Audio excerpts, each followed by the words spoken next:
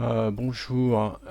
Donc une petite information concernant l'utilisation de l'OTW et les transferts qui se font à partir de log4om. Donc dans la partie setting, euh, il faut donc dans setting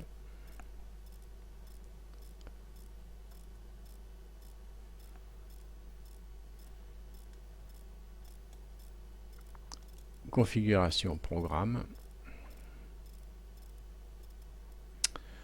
Voilà, donc on va aller dans les services externes, l'OTW. Ici donc on doit rentrer dans la partie user, l'indicatif qui a été rentré dans TQSL, c'est-à-dire l'indicatif qui correspond à l'OTW. Le password, c'est celui qui est utilisé dans l'OTW pour se connecter. Le path de TQSL, donc celui qui correspond donc à l'endroit où se trouve tqsl.exe. Donc on peut le choisir en prenant la petite icône de fichier.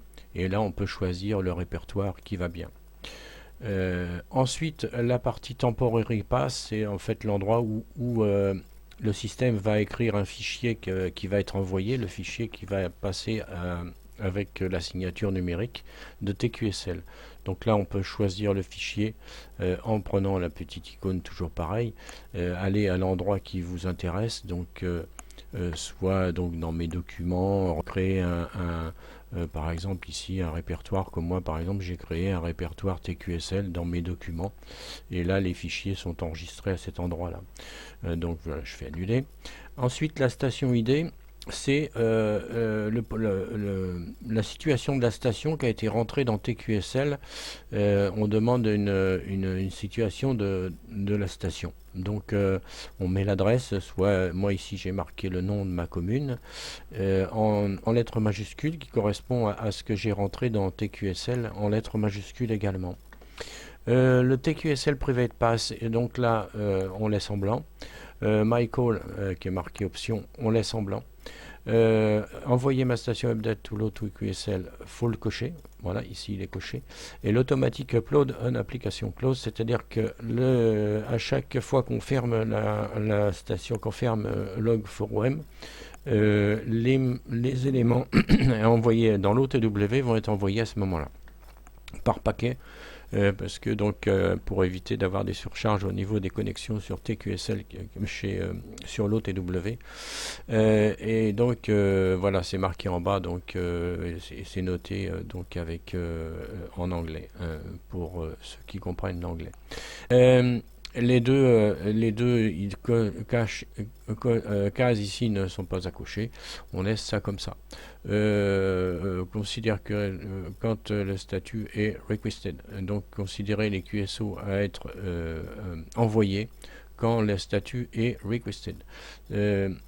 Ceci correspond en fait à la position qu'on a donnée dans les systèmes par défaut, qu'on peut regarder ensuite. Voilà, donc pour l'application l'OTW.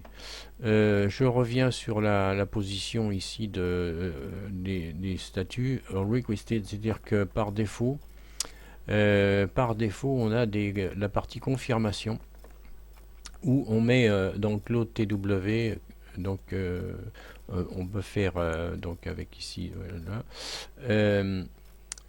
type donc l'OTW send requested et receive requested. Donc ça c'est les systèmes par défaut.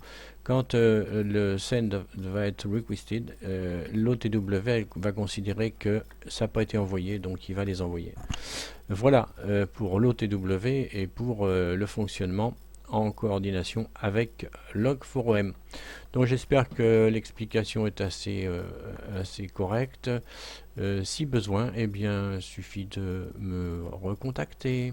Voilà, à bientôt.